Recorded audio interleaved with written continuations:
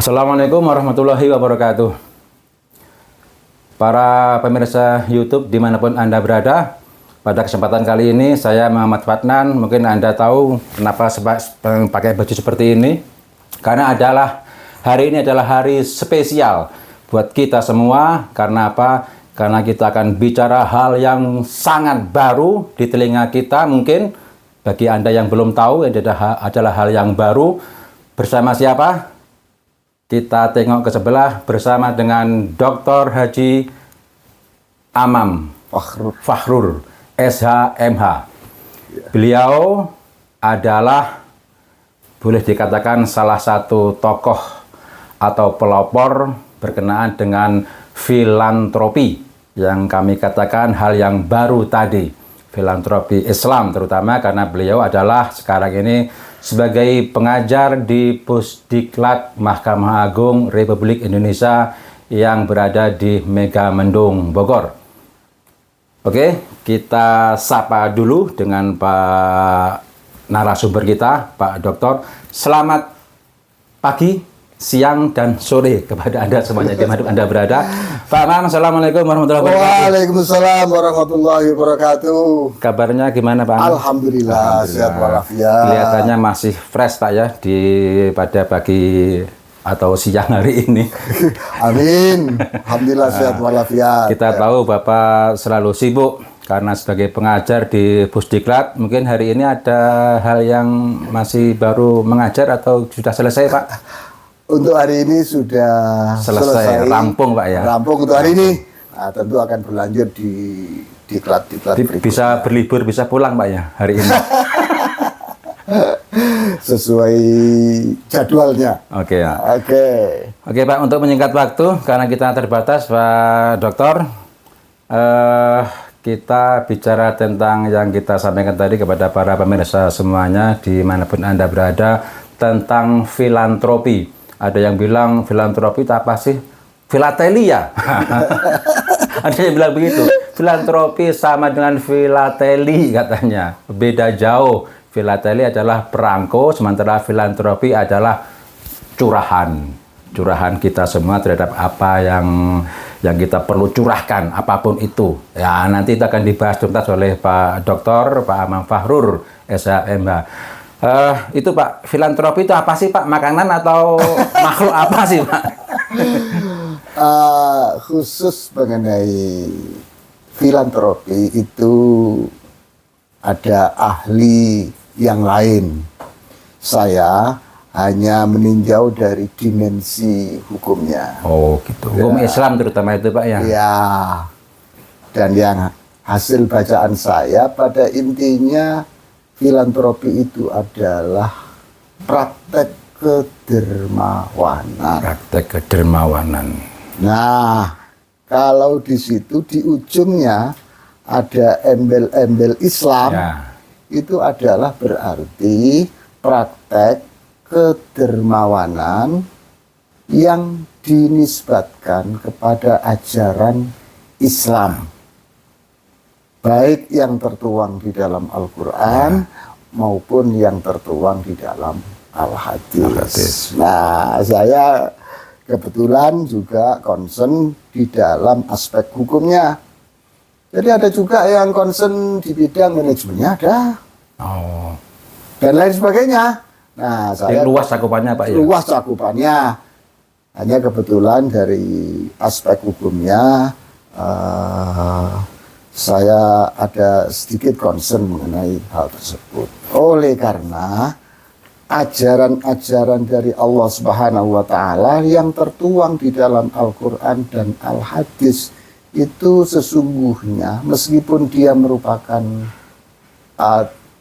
riwayatnya itu dari sebuah perintah, ya, akan tetapi Allah Subhanahu wa Ta'ala tentu menghendaki ketika dilaksanakan oleh manusia yang terkait dengan pemberian, tentu harus dijunjung tinggi sifat-sifat kedermawanannya. Ya, boleh Pak kita potong sebentar Pak. Filantropi kan kedermawanan, atau mungkin dengan bahasa lain curahan Pak ya. Monggo. Itu mencakup apa Pak? Pikiran, kemudian jiwa, akal, dan juga harta benda atau apa Pak? Menyakup semuanya atau kita batasi itu Pak? Karena dermawan kan pencurahan. Oleh karena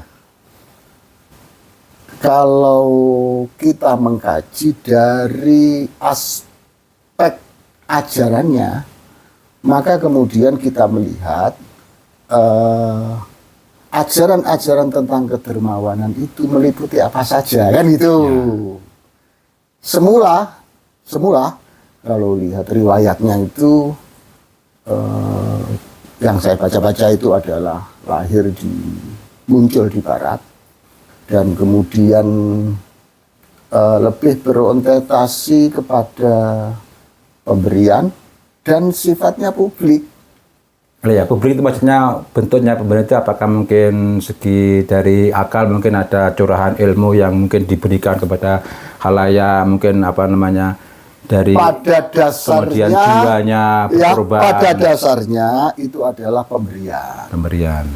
Nah, ketika filantropi yang bermula dari barat itu kemudian kita hubungkan dengan konteks keislaman, khususnya keindonesiaan, inilah yang bisa kita maknai secara lebih luas. Jadi pemberian dalam hal ini kajian yang kita lakukan itu adalah untuk sementara ini adalah pemberian yang bersifat material. Sementara ini meskipun bisa dimaknai secara lebih luas. Berarti pemberian yang sifatnya fisik, kemudian kebendaan itu Pak kebendaan yang jelas untuk menjunjung tinggi sifat humanis Pak. Humanis. Jadi kalau kita teliti sesungguhnya manusia diturunkan Tuhan ke bumi adalah sebagai abdun hamba dan juga sebagai khalifah. Sebagai wakil di muka bumi untuk membangun ketertiban dan membangun kesejahteraan antar sesama manusia. Oke Pak, kita pahami sebentar Pak. Jadi intinya yang dicurahkan, didermawankan, didermakan itu adalah tentang berkaitan dengan benda, harta benda. Bisa jadi mungkin itu benda-benda yang memang ada bentuknya, ada yang mungkin berupa uang, boleh Pak ya? Bisa. Uang, kemudian mungkin kalau benda lagi mungkin kalau didermakan bisa tanah. Bisa mungkin mobil. Bisa. Mungkin motor. Bisa. Dan yang bergerak, tidak bergerak pun bisa. Itu. Gitu kan. Yang sementara batasannya adalah tentang benda itu Pak. Yang untuk mungkin tenaga atau mungkin pikiran mengajar itu belum dikatakan filantropi. Belum menjadi fokus kajian kita. Oh gitu. Tapi itu masih cadangan Pak ya. Sementara ini tentang kebendaan. Terkait dengan itu, berarti kalau mungkin dikaitkan dengan yang Bapak sampaikan tadi tentang berdasar ajaran Islam, dilakukan oleh orang Islam, berarti kalau yang didermakan benda, kalau kita bisa tebak mungkin termasuk zakat. Bisa Pak ya? Jadi wakaf? Bisa Pak ya? Bisa nggak Pak? Diklasifikasi dulu. Jadi kalau nggak ini dugaan bisa Pak ya? Oh bisa. Oh bisa. Nah, bisa. Penjelasannya monggo Pak. Jadi kalau Bapak menduga tadi benar demikian. Cuman saya mencoba membuat rumusan, yaitu tadi yang bermula dari yang bersifat publik. Jadi yang Bapak sampaikan tadi itu zakat, wakaf. Oleh karena di dalamnya ada nuansa pemberian kepada pihak lain dan berorientasi kepada kemanfaatan, kesejahteraan dan publik. Maka itu kategori filantropi Islam yang kategori publik. Gitu ya. Publik, Itu yang publik dulu. Berarti mungkin jangan-jangan ada yang privat itu Pak. Karena disebutkan publik, berarti lawannya ada privat juga. Begitu ya.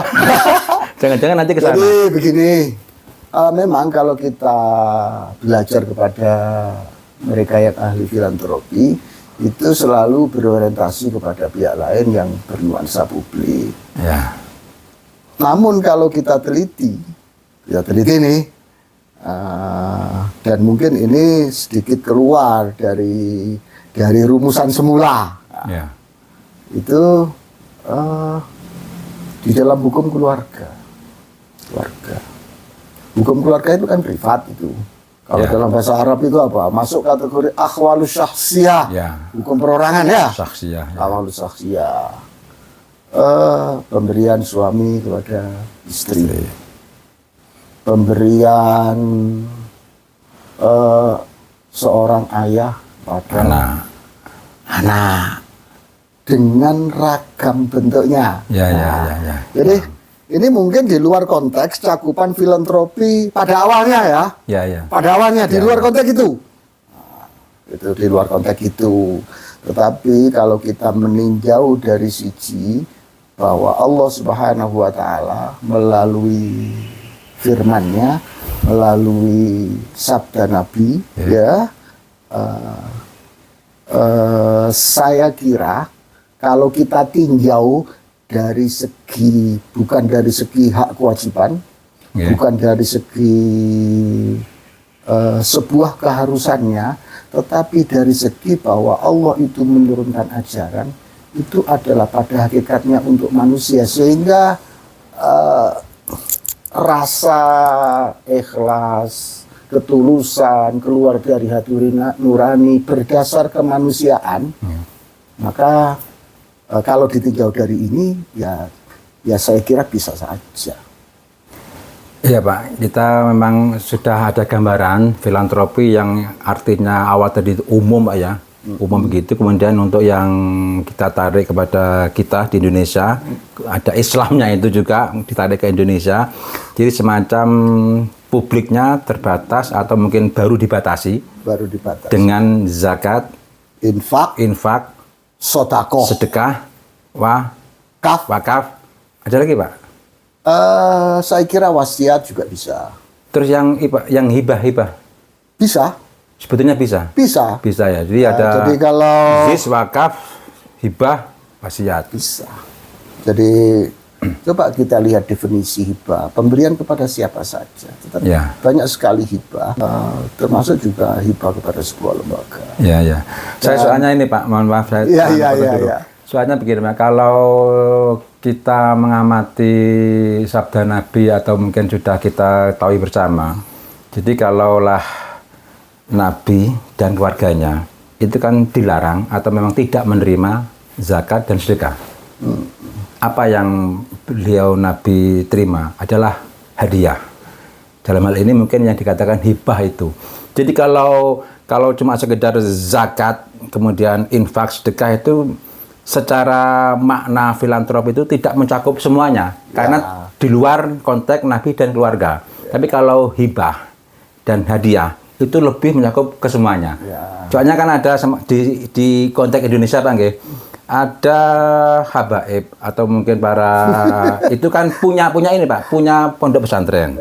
Kalau kita menyedekahkan, jangan-jangan mereka tidak terima, tapi beda bentuknya. Kalau itu berupa hadiah atau mungkin hibah itu. Jadi menanggapi pemikiran yang seperti ini apakah hibah nanti itu dimasukkan dalam pokok bahasan filantropi Islam di Indonesia ataukah mungkin ada perkembangan nantinya Pak? Jadi saya kira ini sangat dinamis. Ya. Sebagai sebuah kajian yang perlu dilakukan secara terus-menerus Pak. Yang eksploratif gitu Pak ya. Eksploratif. Ruang lingkupnya ini meliputi apa bisa saja. mengembang terus gitu. Jadi misalkan bisa jadi tadi, kalau ditinjau dari turunnya kewajiban ya mungkin bisa orang mengatakan tidak. Tetapi kemudian kalau ditinjau dari segi manusia itu harus menjunjung tinggi sifat kedermawanan, gitu. Hati nurani yang tulus, memanusiakan manusia, bisa ditinjau dari situ yang di dalamnya ada aspek-aspek hukumnya. Nah, termasuk tadi hibah, hadiah, ya kan? Nah, itu kan tidak sedikit, ya kan ya? Di dalam kitab-kitab fikih, di dalam kajian-kajian hukum Islam, yang syarat dan rukunnya. Jadi ini akan dinamis, akan berkembang secara terus menerus. Oke, Pak. Jadi, Soalnya kalau kita tangkap itu kan cinta manusia, gitu Pak ya? iya. Katanya Pak Amam di sebelum ini pemirsa, jadi Pak Amam itu ngomong tadi, filantropi itu dari bahasa Yunani Pak ya? Philos dan anthropos. Cinta manusia.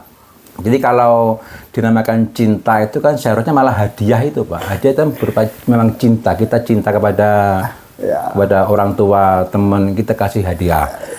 Kalau makna awal Pak, kalau mungkin cuma kok hibah ini kok kayaknya kok belum dalam bahasan yang utama yang kita dengar belum menjadi bahasan utama di dalam ini mungkin terkait dengan hukum. Apalagi kalau di kita kan ini Pak ya. Apakah ini Pak, kalau saya boleh berbicara lebih jauh, apakah pembahasan ini karena kita terbatas dengan kewenangan absolut kita? Apakah itu Pak? Tidak sampai mengembang ke sana. Ya ini kebetulan ada diklat, itu kan memberikan pemahaman kepada para hakim di peradilan agama sehubungan kewenangan yang absolut yang ada di pengadilan agama. Terus dikaitkan dengan filantropi. Dihubungkan dengan filantropi. Jadi kalau Bapak baca ya pasal 49 kan? Ya. Bla bla bla bla bla bla dan sebagainya adalah soal zakat, infak, sedekah, sedekah, gitu. Wakaf, hibah juga harus wasiat. Hibah juga harusnya masuk dalam publik ini, Pak. Kan sudah ada. Tapi kan ke dalam ini kayaknya kita belum dengar yang semeriah dengan ZIS dan wakaf itu. Hibah itu kok kayak tersingkirkan itu belum dibahas. Masuk itu. Kemarin itu kan potensi sengketa hibah kan? Ada, malah itu yang kita tangani Pak. Belum menjadi isu utama. Ya. Mungkin untuk perkembangan diklat berikutnya. Iya. Juga saya kira begitu. Jadi mungkin nanti di selain kesempatan, gitu kan ya, mengenai hibah bisa dikaji lebih secara mendalam. Dan saya kira itu juga masuk bagian dari filantropi. Soalnya saya suka begini Pak, intinya memang kita menarik istilah filantropi yang mungkin sudah dikenal di kalangan Barat, kita tarik ke sini kan mungkin semacam penyadaran kepada umat manusia yang lain. Islam itu sudah lama punya itu, cuma namanya beda. Kalau boleh kita katakan Pak, kalau di bahasa Inggris itu ada rice Pak ya. Rice itu apa? Beras kan? Nasi. Kalau di Indonesia kan ada di Jawa kan Pak, beda Pak. Kalau rice di sana kan semuanya beras rice, kemudian nasi juga rice. Kalau di Indonesia, kalau di Jawa apa? Beda. Kalau masih di Jawa itu padi, sudah digiling jadi beras, dimasak jadi sego kalau bahasa Jawa. Kalau itu nanti berupa butiran beras, namanya menir. Kalau sudah dimasak, beras itu menjadi nasi. Kalau sudah butiran nasi Pak, jenenge upo. Nah itu kan mungkin kalau sudah dijemur kering karak. Nah, jadi saya memahaminya seperti itu Pak. Iya, jadi mungkin filantropi itu semacam kaidah atau istilah umum, tapi kalau di Islam itu menjadi istilah yang sangat banyak. Tapi intinya sama, menginduk kepada si rais tadi itu atau si filantropi itu. Jadi ada zakat, ada infak, ada sedekah, ada wakaf, ada hibah. Itu pecahan daripada yang diistilahkan di Barat dengan filantropi. Bisa begitu Pak maknanya? Untuk sementara ini fokus kajian kita adalah kepada ajaran-ajaran yang bersifat pemberian. Ya. Dan yang semula itu makna asal filantropi itu publik, dan kemudian kita tinjau dari aspek privatnya juga. Ini perkembangan, oleh karena di dalam privat pun untuk mewujudkan ajaran itu harus dilandasi dengan rasa kedermawan. Nah, ya. Intinya maksud saya apa dari istilah yang filantropi umum tadi itu, kalau mereka kan umum aja, di rumah secara umum, mereka nggak ada ajaran mungkin. Dan ini juga oleh karena sehubungan dengan kewenangan. Dan kewenangan perkara agama itu kan kalau Bapak kelompokkan tadi, selain yang bersifat publik tadi, ya wakaf kan untuk orang banyak, zakat, orang banyak. sedekah, tapi yang bersifat hukum keluarga ya kan? Yang terkait dengan keluarga kan untuk istri, nafkah istri, untuk anak, ya itu kan nafkah juga anak. menjadi kewenangan pengadilan. Nah, kalau ibaratnya kuncinya itu kita kasih kuncinya sehingga mereka yang ikut diklat memperoleh. Terus mungkin nanti pemberian suami ke istri yang di awal apa mahar. Allah. itu Mengembang terlalu jauh ini, Pak. Ya nggak apa-apa. Tapi bisa kan dan ya. Ilmu pengetahuan itu kan terus berkembang. Ya, ada mahar, ada mungkin hadiah. Kalau pramahar itu nanti apa? Ya. Dan itu ya silakan dikaji secara terus-menerus, dan kebetulan saja akhir hari ini saya mengkaji dari aspek hukumnya. Ya, soalnya bisa jadi yang seperti yang kita sebut tadi itu menjadi masalah, Pak. Menjadi sengketa. Ya kan, kalau maharnya nanti nggak dipenuhi juga sengketa. Padahal itu pemberian, filantropi juga. Zakatnya nggak benar ngurus, itu kan semacam masuk dalam kategori filantropi, itu juga menjadi masalah. Sama semuanya lain itu menjadi masalah di masyarakat kita. Ya. Dan itu kan sudah jelas di undang-undang. Kewenangan peradilan agama itu meliputi apa saja. Pasal 49. Ya.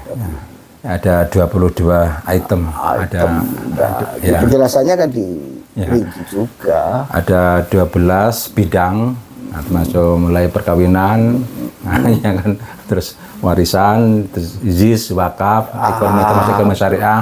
Yang perkawinan saja itu ada 22 item atau lebih itu, Pak. Gitu, Pak. Oke. Ada lagi yang mungkin mau disampaikan, Pak, untuk pembelajaran kita sendiri selaku mungkin murid-murid dari Pak Amam. Jadi junior, ada untuk bareng mungkin dari khalayak ramai teman-teman kita yang ada di sana. Memang ajaran Islam itu dapat tinjau dari berbagai aspek. Mungkin tasawufnya bisa, dari hukumnya bisa, dan dari aspek hukum inilah kalau terjadi sengketa itulah ranah dunia peradilan. Ya. Nah, untuk mengadili sebuah perkara yang sebagaimana Bapak sebutkan tadi, tentu harus juga mendalami bagaimana aspek-aspek hukum yang ada di dalamnya dan kemungkinan terjadi sengketa. Kalau hari ini tidak ada, mungkin di waktu yang akan datang. Nah, jadi ini sekaligus mengantisipasi, mengantisipasi agar kita bersama punya bekal, sudah terlatih nantinya mengenai hal tersebut. Sudah ada pelatihan terlatih kita untuk menangani. Ya cuman buka kuncinya, Pak, mau cuma seminggu kan. Yang penting udah terbuka nanti bisa masuk, Pak. Selebihnya ya dikembangkan oleh pribadi masing-masing. Oke, terima kasih Pak Amam Barur atas kalau dikatakan pencerahan nanti jangan-jangan terbelenggu oleh apa yang disampaikan Pak Amam. Jadi intinya Pak Dokter ini membuka wawasan kita. Jangan ini membelenggu. Jangan membelenggu. Kalau membelenggu nanti agak ada perkembangan. Kita ada sentilan nanti. Sebagai ya sentilan kunci tadi itu, Pak. Biar nanti masuk sendiri, jalan sendiri kita. Jadi intinya Pak, memang luar biasa filantropi kita angkat karena sudah istilah yang mendunia. Kita angkat ke Islamnya, kita barengi itu dengan dilandasi dengan keikhlasan dan dilandasi dengan itu adalah sebagai ajaran, keikhlasan dan berpahala. Itu betul juga itu. Itu jadi Islam itu tidak hanya sekedar kemanusiaannya, itu juga tapi ada nilai ibadahnya. Itu sebagai konsekuensi sebagai orang yang beragama. Makanya itu Pak, membuka wawasan tentang filantropi itu diislamisasi, katakanlah begitu. Padahal itu sudah ada di Islam, tapi ini adalah menyadarkan umat manusia bedanya dengan di Islam itu dilandasi dengan ajarannya memang seperti itu, dan itu adalah nilainya berpahala, ada keikhlasan di situ.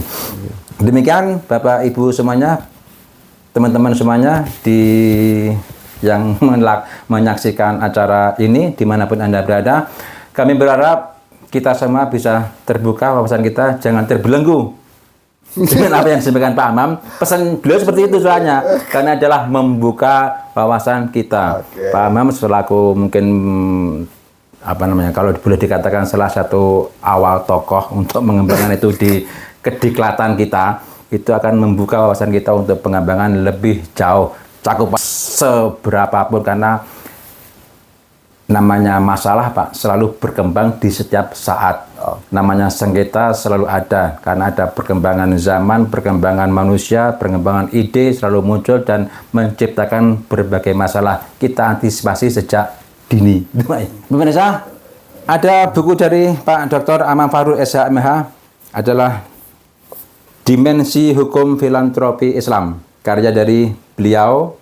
Yang kebetulan saya lagi pegang ini. Silakan Anda baca sepuasnya untuk membuka wawasan kita. Tapi jangan membelenggu. Bandingkan dengan yang lain untuk mengembangkan diri. Mengembangkan diri mungkin bisa berkembang lebih jauh. Itu harapan dari Pak Amam Fahrur juga selaku penulis ini. Nanti akan semakin khasanah ilmu itu semakin meningkat. Gitu Pak ya? Ya. Nah, ini Pak. Dimensi Hukum Filantropi Islam, Potensi Sengketa di Peradilan Agama, diterbitkan oleh Saga Promosi. Silakan beli. Harganya boleh disebut Pak berapa? Dokter Pak Amam Fahrur, terima kasih banyak atas. Terima kasih, matur nuwun. Oke, sami-sami Pak. Kita putar ini. Demikian, terima kasih atas atensi Anda semuanya. Kami akhiri. Saya Muhammad Fahnan bersama Bapak Dr. Amam Fahrur mengucapkan Assalamualaikum warahmatullahi wabarakatuh. Waalaikumsalam.